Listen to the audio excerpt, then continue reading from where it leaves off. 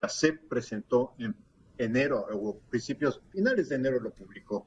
A finales de enero, el marco curricular para la educación básica es un proyecto de transformación, no de cambio, no de reforma, no de hacer pequeños ajustes, porque yo pienso que lo que hemos vivido, no en los últimos 30 años, lo que hemos vivido desde los años 70 en nuestro sistema educativo y quizá desde un poco antes, es un modelo donde el maestro está al centro, donde el salón de clases cuando tiene un pizarrón y tiene un escritorio para el maestro, pero no tiene espacio para los alumnos. Los alumnos, yo he dicho en las conferencias, están en la clase para verse en la nuca, no, para ver lo que dice el maestro, no para trabajar ellos. Lo que busca es vincular los contenidos que se trabajan en la escuela con la vida del niño, en el caso de la escuela primaria, o del adolescente, en el caso de la escuela secundaria.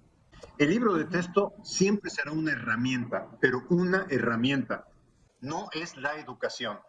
Segundo, cuando estamos hablando de transformar, es transformar la concepción de educación que se tiene en la escuela, lo cual implica cambiar las formas de trabajo que tiene el docente, pero también las formas de trabajo que tienen los alumnos. Tenemos que cambiar la forma de trabajar del maestro, tenemos que cambiar la forma como el estudiante va a la escuela, en el sentido de que el estudiante no va a realizar lo que el maestro le pide.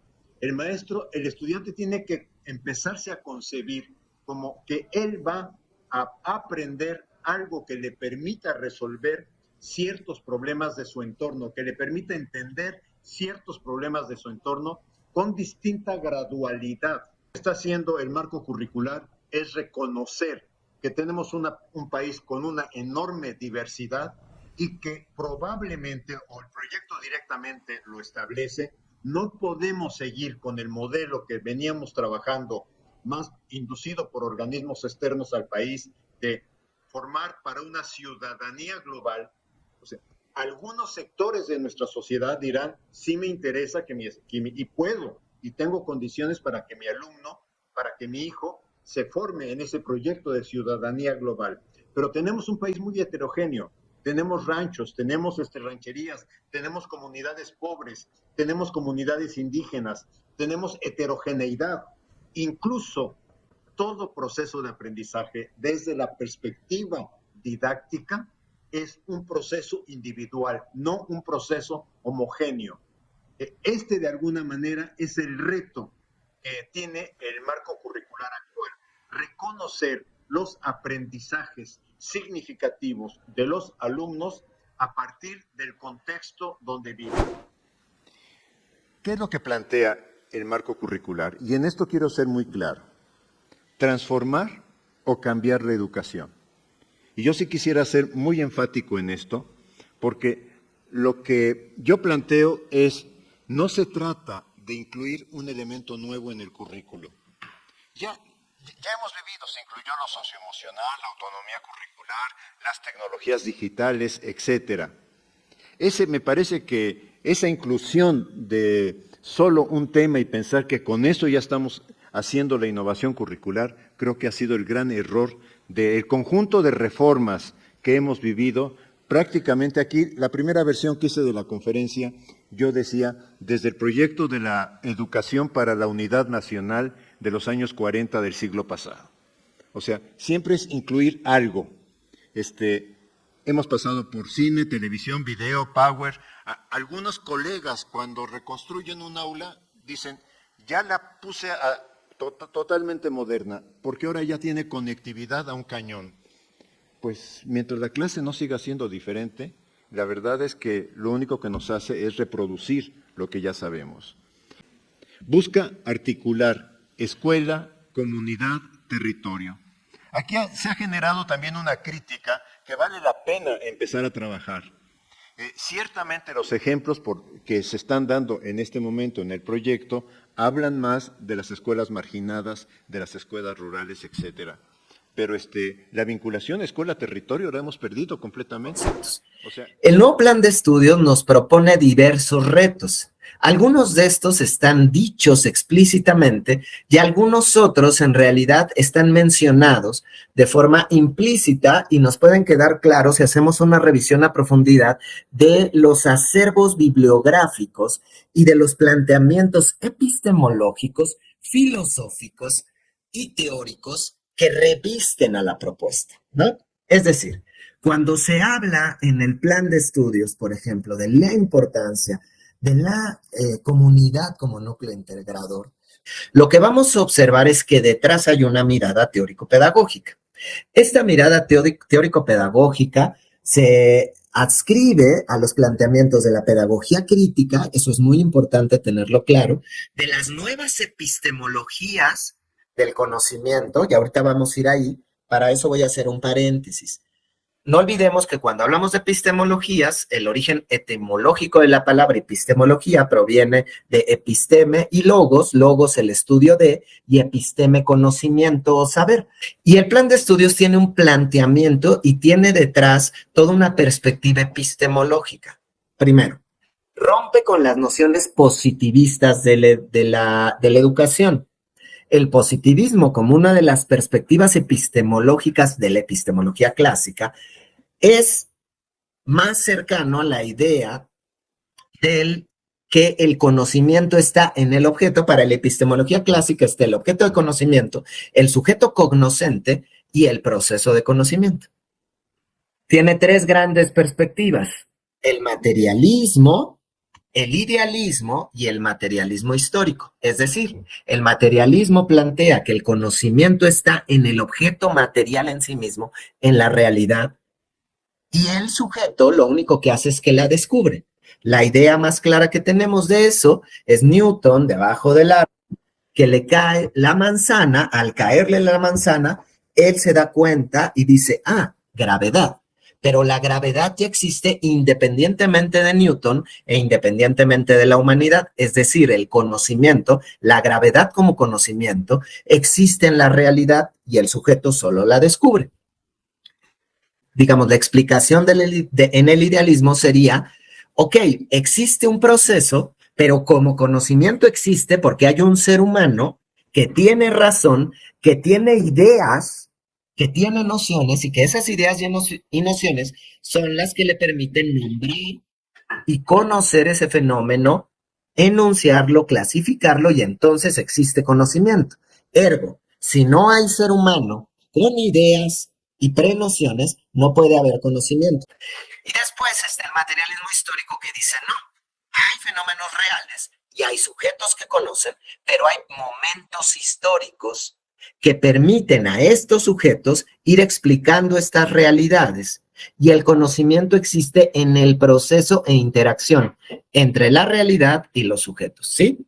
El plan de estudios va a estar mucho más cercano a las nociones materialistas históricas, pero se va a ir más allá con las llamadas nuevas epistemologías. Las nuevas epistemologías incluso sitúan esta discusión con base en los contextos históricos y además recuperan la noción de que este sujeto, que es copartícipe del conocimiento en este proceso, es un sujeto que no solo es porque piensa, sino también porque siente.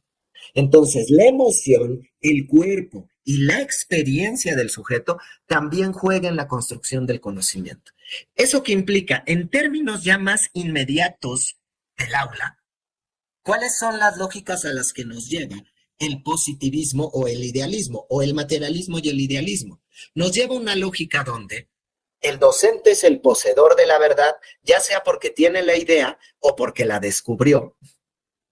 Y entonces él, como poseedor de la verdad, es el único voz autorizada que lo que hace es transmitir esa verdad a los estudiantes, y los estudiantes, su única labor es, si a lo mucho, comprender y o memorizar esa verdad.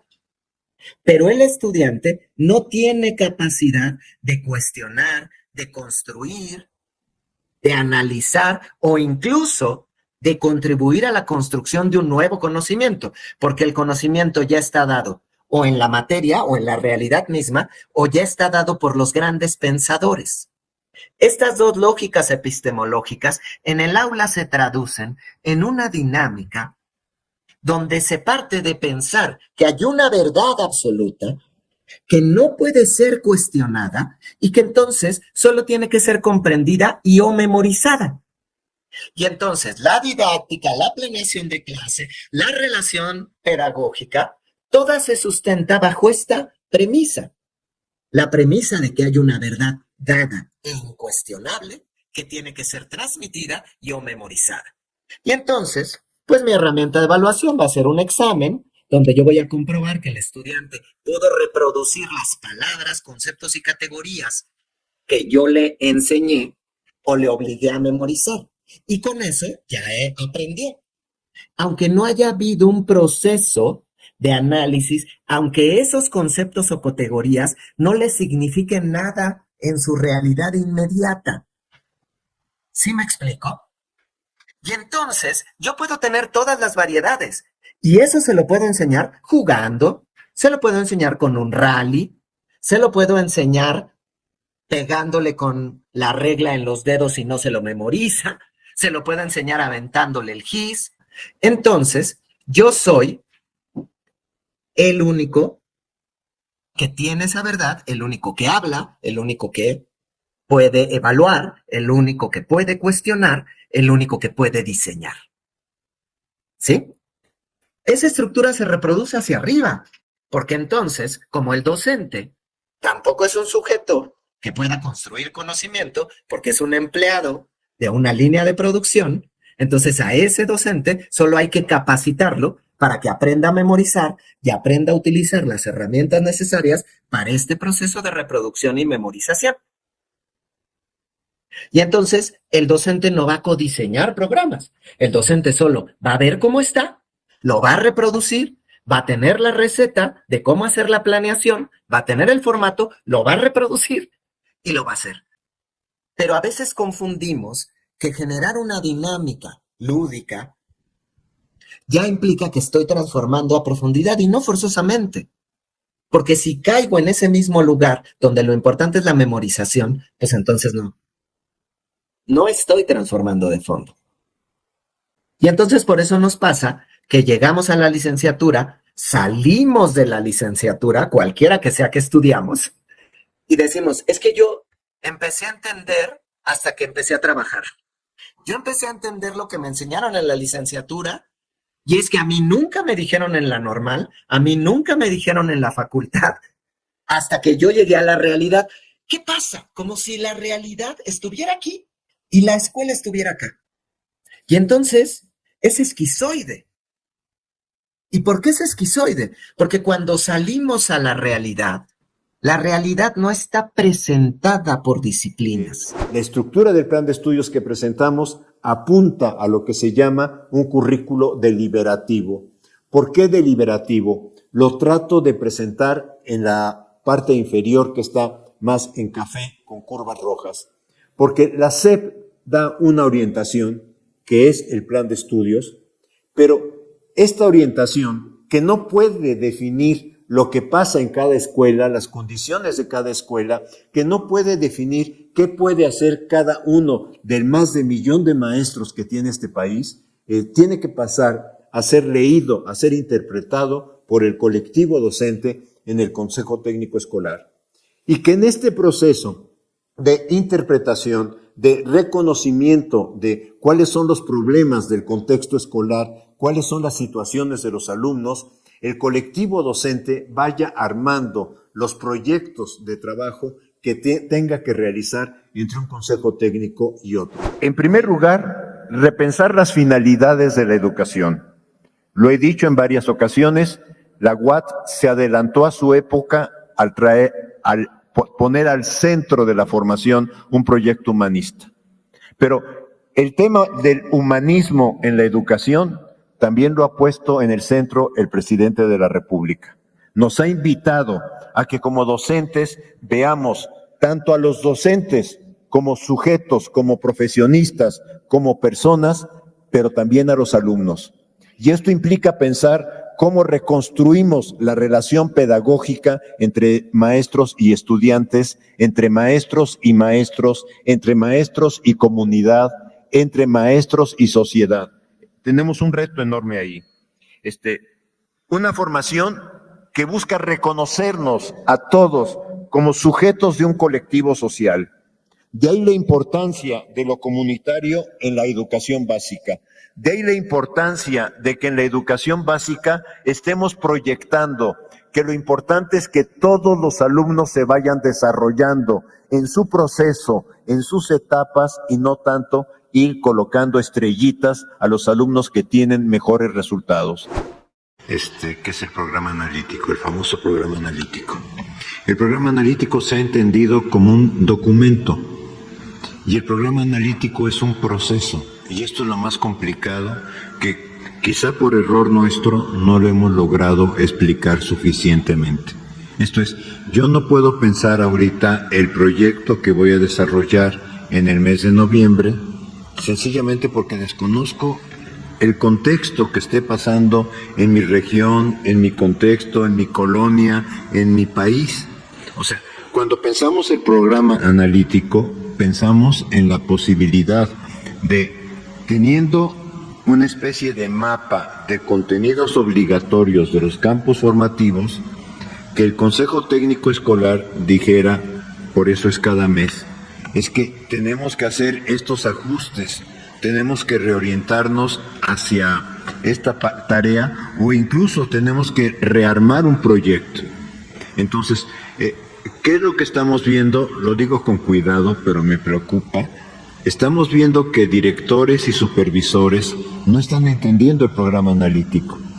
Y están, no todos, y están de alguna manera diciendo, entregue el programa analítico del año que entra. Es que esto es imposible, porque si es un proceso, es algo que se va a ir haciendo paulatinamente en el trabajo, digamos, mensual del Consejo Técnico Escolar, pero cotidiano de la vida escolar y de lo que esté pasando en el contexto social.